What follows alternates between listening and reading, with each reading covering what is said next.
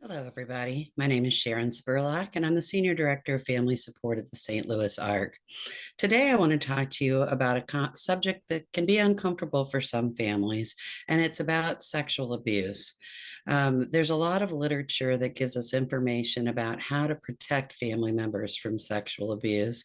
I think sometimes families are misguided and encouraged to build legal supports around them, like guardianship, but that really doesn't fall in the top indicators of whether somebody can be protected from that kind of a situation. So I wanted to share with you today a tool from Dave Hingsberger, who is an amazing disability advocate and educator within our field for many years. And this is what he calls the ring of safety.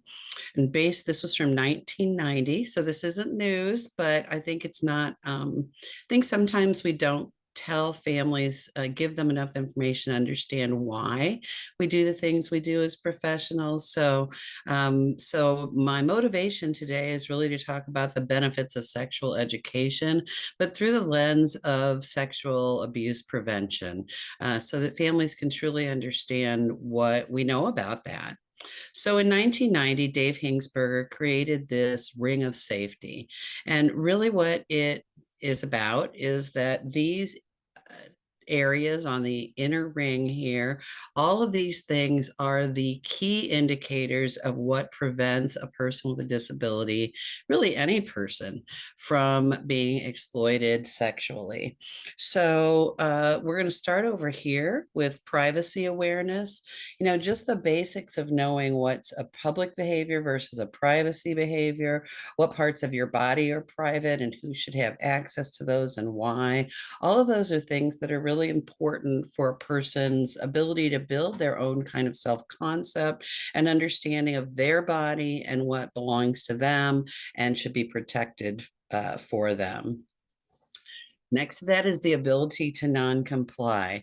I think a lot of times we encourage people to do what we tell them to do and to be compliant. But if you don't have the ability to say no, you could put yourself in a really dangerous situation if you're expected to comply all the time and somebody tells you to leave with them or to do something that you're not comfortable with. If you don't feel like you can say no, you've got a struggle. So supporting people to understand that they have a right to say no is very, very important in all aspects of their life. Maybe there's certain things they can't say no to, which is fine. But I think knowing that they can say no and then have a conversation about why something is a responsibility versus something that they can say no to is important. The next thing in this area is someone who listens. And this is important. The data shows that the more connections people have in their community, the least likely they are to experience abuse or to have abuse go unreported. So this is one of the reasons that we really believe in inclusion and encourage inclusive opportunities. I think sometimes we think that's going to put people in more danger and expose them more. And it can if you don't put the right safeguards in place. But honestly, having people in your life who care about you, who know what your baseline looks like, and so they can tell if something's not right with you, that's really, really important. And even beyond that, we want people to be able to name who listens to you, who can you go to in times of trouble, who can you go to if you have a question about something, and if somebody does something that you do not like, who can you go to? And we encourage people to have somebody within their family that they can go to, and then a secondary person, whether that's another family member, uh, trusted professional like a teacher or a job coach. It could be anybody, but have at least a couple people who they can turn to. And so that's part of our initiative right now at the ARC, is to help people identify one or more people that are their go-tos, their champions, their resource people.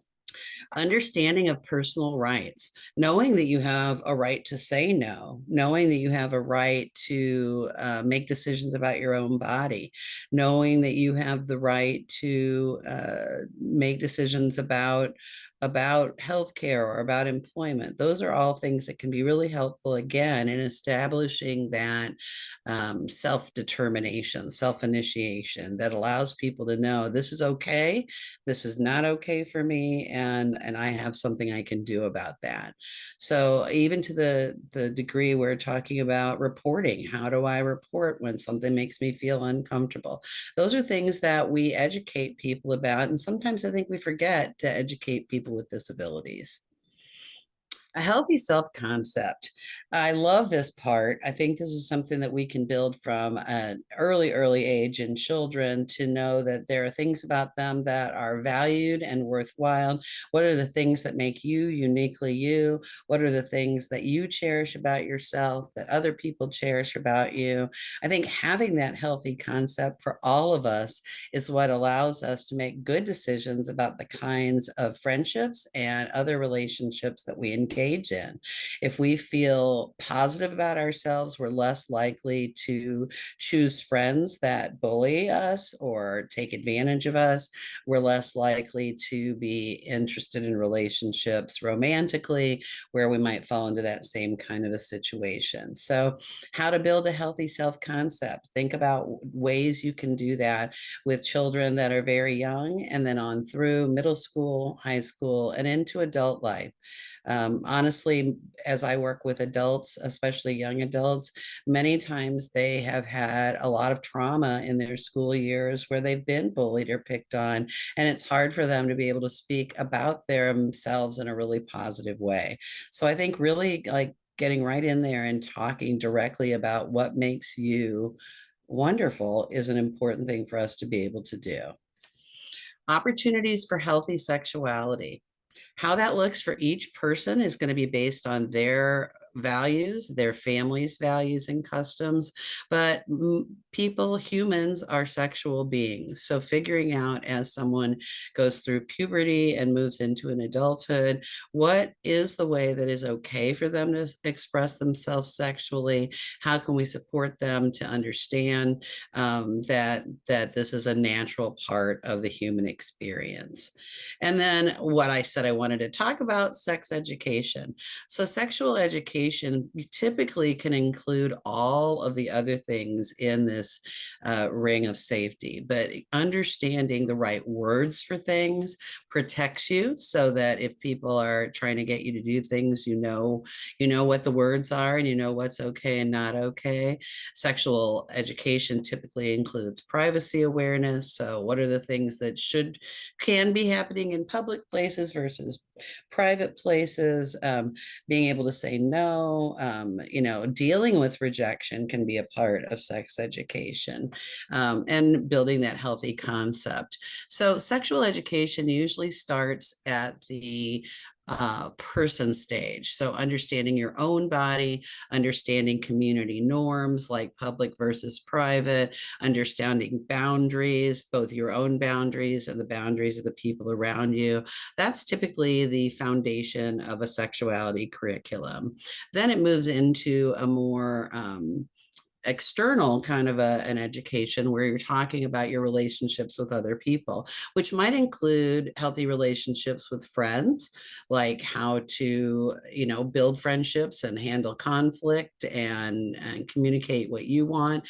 And then that moves into more romantic relationships, which again might be about physical sexuality, but might also be about your ability to understand what consent means, your ability to express what you want in a relationship, your ability to handle rejection, or be able to tell someone else that this isn't the right experience for you, which is hard for all of us.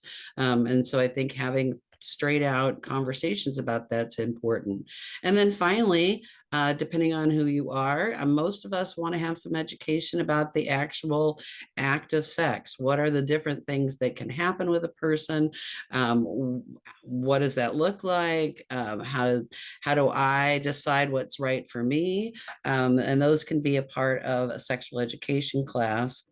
For families, I don't think, depending upon your age, most of these conversations are going to happen without family engagement and participation. So these are great times if your child is going through a education curriculum to talk about, what did you learn this week? This is what our family believes about this, and kind of setting some boundaries. I think having knowledge about something is important. I think also knowing about how the values of my family and how my family takes that knowledge and uses it is also important. So I don't want to negate the family values, family experiences, but having knowledge is power, and power over abusers. So this is Dave Hingsberger's Ring of Safety. Dave has written many, many books. I believe the book that talks about this is called Just Say No, with no spelled KNOW. Thanks for listening, and have a wonderful day.